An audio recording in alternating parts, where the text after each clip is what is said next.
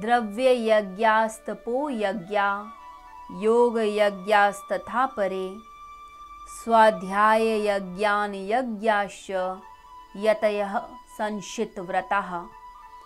कुछ साधक द्रव्य यज्ञ, तप यज्ञ और योग यज्ञ करने वाले होते हैं और दूसरे कठिन व्रत करने वाले, स्वाध्याय और ज्ञान यज्ञ करने वाले योगी जन होते हैं। भगवान श्री कृष्ण की गीता अमृत है, ऐसा ज्ञान है जो आपका उद्धार कर सकता है। भगवान श्री कृष्ण हर श्लोक में कुछ नया संदेश देते हैं, एक ऐसा संदेश जिससे हम आत्मविकास कर सकें। आत्मविकास की सीढ़ी पर चढ़ते चढ़ते हम परमात्मा तक पहुंच सकें। तो भगवान श्री कृष्ण के जो भी संदेश हैं गीता में, वो अद्भुत संदेश हैं। यदि हम इस श्लोक पर भी नज़र डालते हैं तो इस श्लोक में भगवान श्री कृष्ण कहते हैं कि अलग अलग तरह के यज्ञ एक साधक, एक योगी करता है। भगवान कहते हैं द्रव्य यज्ञ को करो, यानी अपना जो कुछ भी है इस संसार को अर्पित कर दो। हर चीज़ अपने पास नहीं रखनी, इस संसार में बांटनी है। इसलिए हमारे देश में ऋषि मुनियों ने ये प्रथा निकाली कि सब साथ में बैठकर भोजन करें। जब साथ में बैठकर भोजन होता है, जब हम भंडारा करते हैं, लोगों को भोजन बांटते हैं, खुद भी बैठकर भोजन ग्रहण करते हैं, तो इससे सात्विकता आती है, मिलकर बांटकर खाने की आदत आती है। जो सिर्फ खुद ही खा लेना चाहते हैं, सिर्फ अपने ही परिवार का पेट भरना चाहते हैं, वह जिंदगी में कभी आगे नहीं जाते। यदि आप सच में परमात्मा की राह पर चलना चाहते हैं तो अपने आप को नियंत्रित कीजिए। जो ईमानदारी से आपने धन कमाया उसे परमात्मा की राह में अर्पित कर दीजिए। परमात्मा बड़े ही दयालु हैं, वो कृपा करते हैं अपने भक्तों के ऊपर, और परमात्मा की कृपा उसको प्राप्त होती है जो व्यक्ति मानवता की भलाई के लिए कर्म करता है। यदि आप मानवता की भलाई के लिए कर्म नहीं करते, अपने धन का सदुपयोग नहीं करते, तो उसे माना जाता है कि जैसे व्यक्ति चोरी करता है। सिर्फ अपने लिए ही इकट्ठा करना, इस संसार के लिए कुछ नहीं करना। तो सकाम कर्म नहीं, निष्काम कर्म हो हमारे कर्म यज्ञ बन जाते हैं। हमारे कर्म मुक्तिदायक बन जाते हैं जब हम समाज का भला करते हैं। इसलिए व्यक्ति कोशिश करे जो उसके पास है उसे समाज की भलाई के लिए लगाएं। आपके पास धन है तो धन को लगा दीजिए समाज के उत्थान के लिए, लोगों का भला हो जाए, सभी लोग आगे बढ़ें, हम सभी के लिए कुछ करें। कुछ लोग पुण्यों की खेती करते हैं। ये पुण्यों की खेती क्या है? जब हम संसार की भलाई के लिए अपने धन का सदुपयोग करते हैं, लोग धर्मशालाएं बनाते हैं, लोग अस्पताल बनवाते हैं, लोग स्कूल बनवाते हैं, गुरुकुल का निर्माण होता है, मंदिर बनवाए जाते हैं। तो ये देव मंदिर बनाना, स्कूल बनाना, लोगों की सेवा करना, भोजन बांटना, ये सभी द्रव्य यज्ञ में आता है। और सिर्फ आपका धन ही नहीं आता, जो आपके विचार हैं वो भी द्रव्य यज्ञ का हिस्सा हैं, क्योंकि जो अच्छे पॉजिटिव विचार हैं वो हमारा धन है। हमने जो शास्त्रों से सीखा, गुरुजनों से सीखा, अपने माता पिता से अच्छाई सीखी, उस अच्छाई को जब हम संसार में बांटते हैं तो वो भी द्रव्य यज्ञ, क्योंकि साधना का धन भी धन माना जाता है। जब व्यक्ति साधना करता है, तपस्या करता है, तो जो पुण्य एकत्रित होते हैं तो साधक का कर्तव्य है कि उन पुण्यों को इस संसार में बांटे, लोगों का भला करें। आप एक अच्छा विचार किसी को देते हैं तो समझिए उस व्यक्ति की जिंदगी में तो बदलाव आता ही आता है, साथ ही साथ आपके भीतर जो आपका अंतःकरण है वह भी शुद्ध होना शुरू होता है। आपका अंतःकरण शुद्ध होगा, इच्छाओं और वासनाओं पर नियंत्रण होगा और धीरे धीरे आप ध्यान के लिए योग्य होते हैं और परमात्मा की प्राप्ति कर पाते हैं। तो अच्छे सुविचार आपके पास हों, उन्हें बांटिए। साथ ही साथ कोशिश कीजिए कि जो मानसिक बौद्धिक क्षमताएं हैं उनका भी प्रयोग हो। कुछ लोग बहुत इंटेलिजेंट होते हैं, उन्हें पता होता है कि अगर मैं यह काम करूंगा या ये इन्वेस्टमेंट करूंगा तो मैं कितनी प्रगति कर सकता हूँ। यदि कोई व्यक्ति नीचे जा रहा है, किसी का बिजनेस फ्लॉप हो रहा है या किसी के घर में कोई समस्या है, रिश्तों में दिक्कत है, तो ऐसे व्यक्ति को गाइड करना, सही दिशा दिखाना भी द्रव्य यज्ञ माना गया है। आप जब किसी की मदद करते हैं, कोई भटक रहा है, अपने साथ बुरा करना चाह रहा है, आप उसे रोक देते हैं। आप रोकते हैं कि क्यों खाई में जाते हो, तुम ऊंचाइयों पर जा सकते हो, तुम खाई के काबिल नहीं, तुम तो पहाड़ की चोटी तक पहुंचने के लायक हो। तो ऐसे जब आप किसी को प्रोत्साहित करते हैं, किसी व्यक्ति को उत्साहित करते हैं, तो वह भी द्रव्य यज्ञ माना जाता है। तो द्रव्य यज्ञ में सिर्फ धन नहीं, आपकी साधना का धन, आपके विचार, आपकी बुद्धि, आपकी श्रद्धा, आपकी प्रार्थना भी आती है। जब हम सर्वे भवन्तु सुखिनः कहते हैं और प्रार्थना करते हैं कि परमात्मा सब सुखी रहें, सबका कल्याण हो, जब हाथ जोड़कर इस पूरे विश्व के लिए, ब्रह्मांड के लिए प्रार्थना की जाती है, तो समझिए वह द्रव्य यज्ञ ही कहलाता है। तो द्रव्य यज्ञ आपके लिए, आपके जीवन के लिए उपयोगी है, जो हम normal day to day life में कर सकते हैं। किसी व्यक्ति से प्यार से मुस्कुराकर बात कर देना, किसी का मूड खराब है तो आप ज़रा हंस के बात कर लीजिए, उसका मूड ठीक कर दीजिए, तो यह भी यज्ञ है। निष्काम भावना से आप कर रहे हैं, आपका कुछ भला नहीं, उस व्यक्ति का भला हो इसके लिए करते हैं। आपको कुछ नहीं चाहिए, सिर्फ वह व्यक्ति प्रसन्न हो, उसकी प्रसन्नता में आपको खुशी मिलती है। जब दूसरे का दुख देखकर दिल रोता है, इसका मतलब है आप सही रास्ते पर हैं, आप यज्ञ भावना से कर्म करते हैं, यानी मानवता की भलाई के लिए कर्म करते हैं। और ऐसा व्यक्ति योगी कहलाता है, भक्त कहलाता है। भगवान श्री कृष्ण की गीता अद्भुत है, वो हमें पूरी तरह रूपांतरित कर देती है। अंदर से और बाहर से हम पूरी तरह से बदल जाते हैं। भगवान हर बार कुछ नया ऐसा बताते हैं कि व्यक्ति सोचने पे मजबूर हो जाता है कि क्या अद्भुत बात करी है। ऐसी मार्मिक चीज़ें हैं, ऐसे श्लोक हैं, ऐसे शब्द हैं कि उन शब्दों को यदि देखते हैं, श्लोकों को देखते हैं, तो लगता है कि यह तो जीवन को रूपांतरित करने वाले शब्द हैं। और उनका यदि उपयोग हम करते हैं तो समझिए आपका जीवन इतना सुंदर, इतना प्यारा बन सकता है कि आप खुद ही अपने ऊपर नाज करेंगे, खुद ही अपने ऊपर फख्र करेंगे। तो यहाँ भगवान ने कहा द्रव्य यज्ञ। इसी प्रकार से भगवान श्री कृष्ण एक और शब्द का प्रयोग करते हैं, वह है तपोयज्ञ।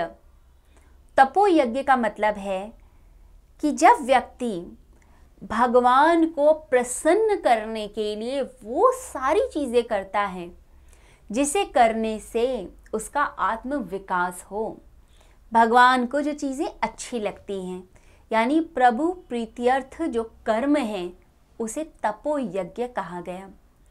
इसमें आपका जप आता है, इसमें आपका व्रत आता है, इसके अंदर जो आप उपासना करते हैं, वो सारी चीज़ें इस तपोयज्ञ में आती हैं। जब जाप किया जाता है, आप ओम नमः शिवाय, ओम नमः शिवाय का जाप कर रहे हैं, या आप नारायण प्रभु का सिमरन कर रहे हैं, या जय माता दी बोल रहे हैं, तो वह जो जाप है, जो उच्चारण है, वो आपको भीतर से परिवर्तित करता है। तो भगवान श्री कृष्ण समझाते हैं कि जब आप भगवान का नाम लेते हैं तो वो मंत्र शक्ति आपको बदलती है। इस तपस्या को भी यज्ञ कहा गया। तो जो जप करते हैं, तप करते हैं, यज्ञ करते हैं, वो सारे तपो यज्ञ में आते हैं। तो जाप भी यदि व्यक्ति करता है तो समझिए वह प्रभु के समीप जा रहा है। जाप भी कहा जाता है कि 4 तरह के होते हैं। एक तो है जो आप बोल के करते हैं, जैसे हम जोर से बोले ओम नमः शिवाय, ओम नमः शिवाय, ओम नमः शिवाय।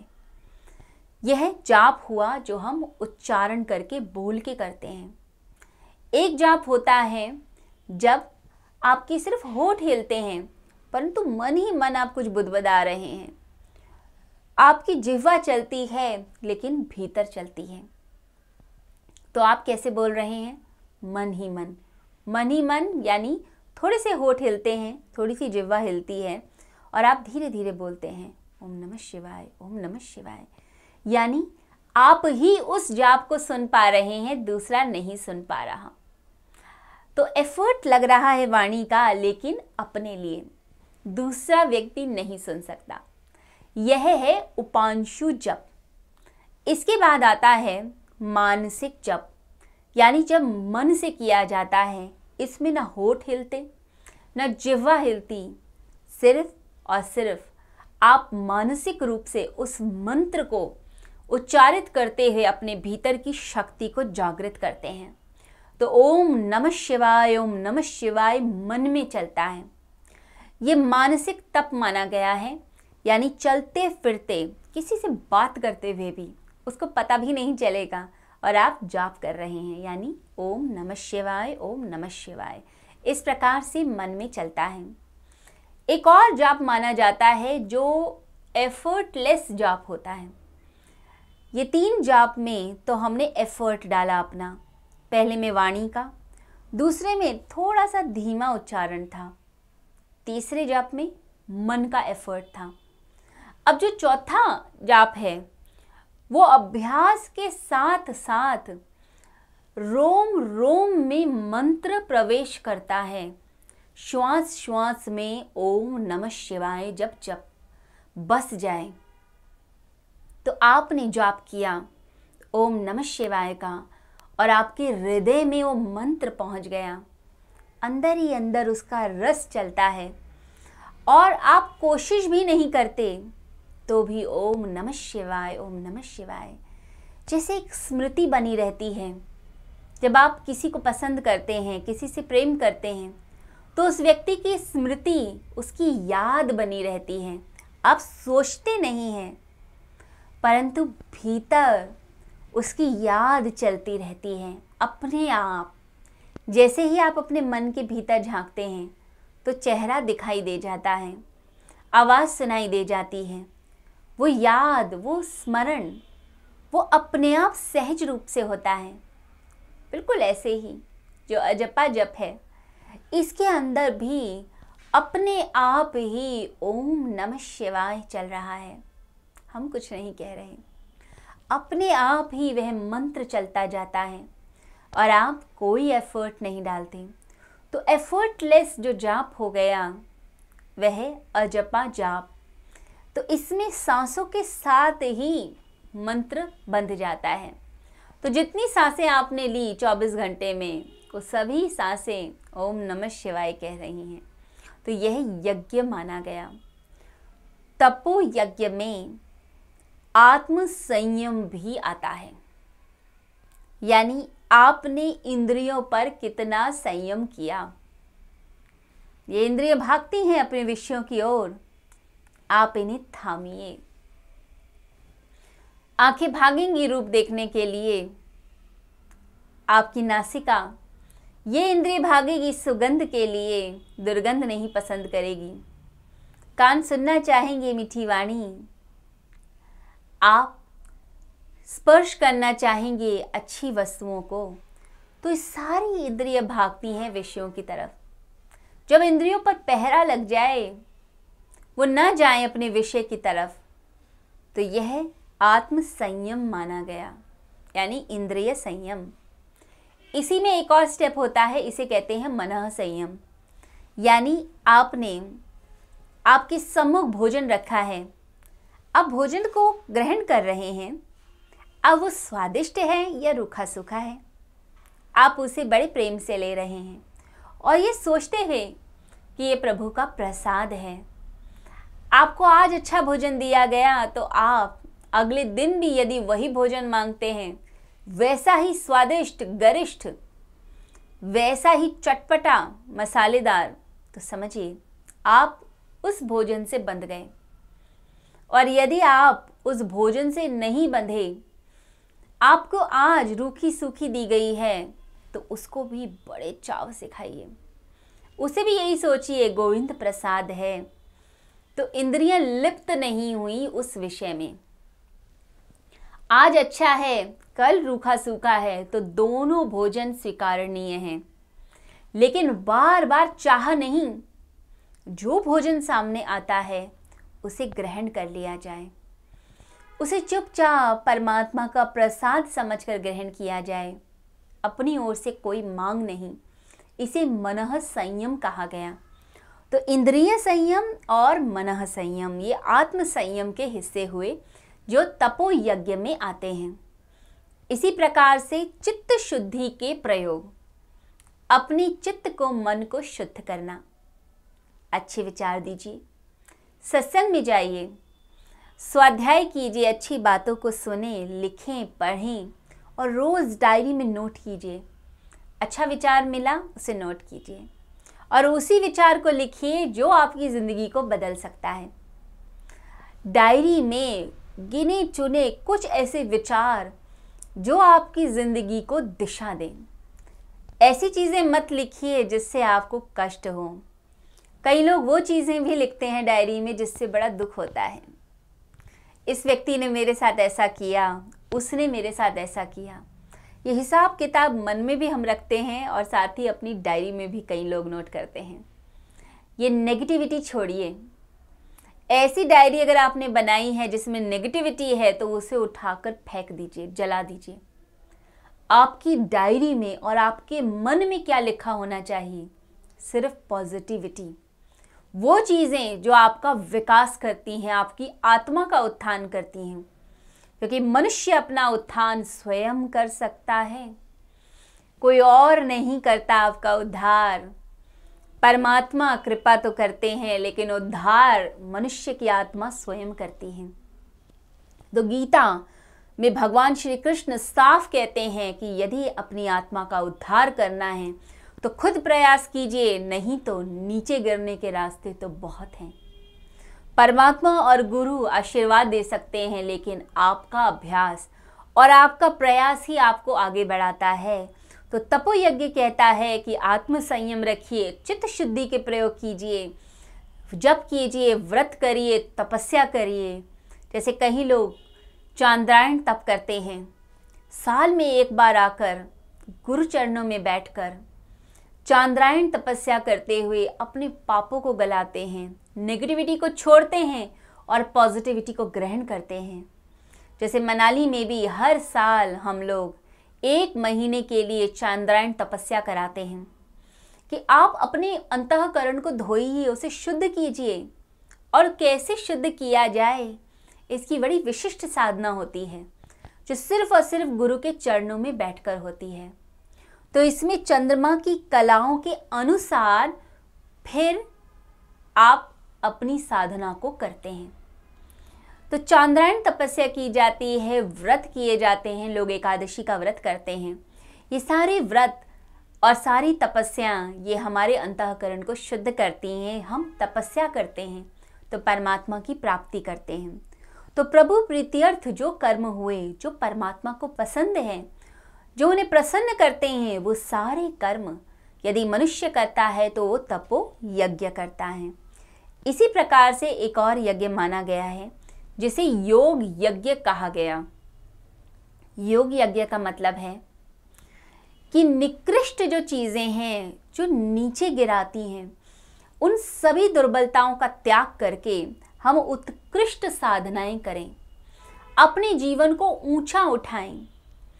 नीचाई पर जाना तो बहुत आसान है, नीचे गिरना बहुत आसान है, परंतु ऊंचा उठना ये बड़ा मुश्किल होता है। तो ऊंचाई पे जाना और अपने आप को इस योग्य बनाना कि हम परमात्मा के प्यारे हो सकें, तो यह योग यज्ञ माना जाता है। तो इस योग यज्ञ में सबसे पहले एक साधक को सिखाया जाता है कि आप पहले उपासना कीजिए, रोज़ नियम से बैठें, भगवान के चरणों में प्रार्थना करें, भक्ति करें, जप करें, बैठे भगवान के पास। उपासना का मतलब ही है आप जब पास बैठते हैं भगवान के, उसी को उपासना कहा गया। भगवान के नज़दीक आना, और किसी व्यक्ति के नज़दीक आना हो तो उस व्यक्ति के साथ प्रेम होना ज़रूरी है। तो परमात्मा से जब प्रेम होता है तो मन करता है उनकी चित्र को बार बार देखना, उनके स्वरूप को देखना, उनसे बातें करना, उनकी स्तुति करना, उनके चरणों में पुष्प चढ़ाना, उनका नाम लेना, ये सभी उपासना के हिस्से माने गए। इसी प्रकार से योग यज्ञ में निष्काम कर्म को अहमियत दी गई। तो पहली प्राइमरी एजुकेशन है भगवान के नज़दीक बैठना यानी उपासना करना। इसके बाद आती है हायर एजुकेशन, जिसमें निष्काम कर्म किए जाते हैं, यानी अपनी स्वार्थ, अपने अहंकार और अपनी इच्छाओं की तृप्ति के लिए नहीं, सिर्फ और सिर्फ इसलिए कर्म किए जाएं कि हम प्रभु को प्रसन्न करना चाहते हैं। हम निष्काम भावना से, यज्ञ की भावना से मानवता की भलाई के लिए कर्म करना चाहते हैं। जब ऐसी भावना आती है तो समझिए इच्छाएं और वासनाओं का क्षय होता है, और जैसे जैसे ये खत्म होने लगती हैं, क्योंकि समस्त इच्छाएं पाप बताई गई हैं, क्योंकि यह बंधन कारक हैं। पाप का मतलब बंधन कारक। इनका त्याग करना ज़रूरी है। निष्काम भावना से जब सबकी भलाई के लिए कर्म होते हैं तो बंधनों से मुक्ति मनुष्य को मिलती है। तो योग यज्ञ इसलिए बोला जाता है क्योंकि निष्काम भाव से कर्म किया गया। ऐसे ही एक और यज्ञ माना जाता है जिसे बोलते हैं स्वाध्याय यज्ञ। स्वाध्याय यज्ञ का मतलब है, इसे थोड़ा कठिन यज्ञ भी माना जाता है क्योंकि ज्ञान यज्ञ है यह। जब आप शास्त्रों का अध्ययन करते हैं, आपके पास गीता है, रामचरितमानस है, श्रीमद् भागवत महापुराण है, आप उपनिषद पढ़ते हैं या वेदवाणी पढ़ते हैं, गुरुवाणी पढ़ते हैं, ये सब स्वाध्याय का हिस्सा। स्वाध्याय मतलब स्वयं को पढ़ना, क्योंकि शास्त्रों में जो चीज़ें बताई गई वो मनुष्य के मन में क्या चलता है, उसका स्वभाव क्या है, उसे शुद्ध कैसे करना है, परमात्मा तक उसे कैसे पहुंचाना है, ये सब बातें शास्त्रों के अंदर हैं। तो शास्त्र जब पढ़े जाते हैं तो व्यक्ति इनर एक्सप्लोरेशन करता है, अंदर सेल्फ ऑब्जर्वेशन होती है, भीतर झांकना, स्वयं को खोजना, प्राप्त करना। हमारी ज़िंदगी का लक्ष्य क्या है, ये साधनाएं क्यों करें, क्यों अभ्यास करें, क्यों तपस्या करें, ये सभी आंसर्स मिलते हैं, उत्तर मिलते हैं जब हम स्वाध्याय यज्ञ करते हैं। तो अपनी दुर्बलताओं का त्याग करते हुए अच्छे गुणों को ग्रहण करना स्वाध्याय यज्ञ का हिस्सा है। इसे जो लोग गुरु भक्त हैं, परमात्मा की भक्ति करते हैं, उन्हें सिखाया जाता है रोज़ अच्छी पुस्तक पढ़िए, हमेशा परमात्मा का नाम लीजिए, देखिए, अपने आप को समझिए, क्योंकि जब तक नहीं समझेंगे भीतर प्रवेश नहीं हो पाएगा। तो भगवान श्री कृष्ण इस श्लोक में समझाते हैं मनुष्य जाति को कि यज्ञ की भावना से कर्म करो, अपना सब कुछ संसार के लिए दो, संसार का भला करो, द्रव्य यज्ञ करो, तपस्या करो, खुद पर संयम रखो, जप करो, तप करो, व्रत करो, साथ में योग यज्ञ यानी निष्काम भावना से कर्म करो, मानवता की भलाई हो। साथ ही साथ भगवान कहते हैं कि अच्छी पुस्तकों का अध्ययन करो, अच्छे विचार सुनो और पढ़ो। तो यदि हम इस प्रकार से चलते हैं ज़िंदगी में, यज्ञ की भावना से चलते हैं, तो हमारे जीवन में परिवर्तन आ सकता है। तो भगवान श्री कृष्ण की गीता मनुष्य जाति को संदेश देती है कि आप अपने आप को, अपने मन को, अंतःकरण को बदल सकते हैं यदि आप प्रयास करते हैं।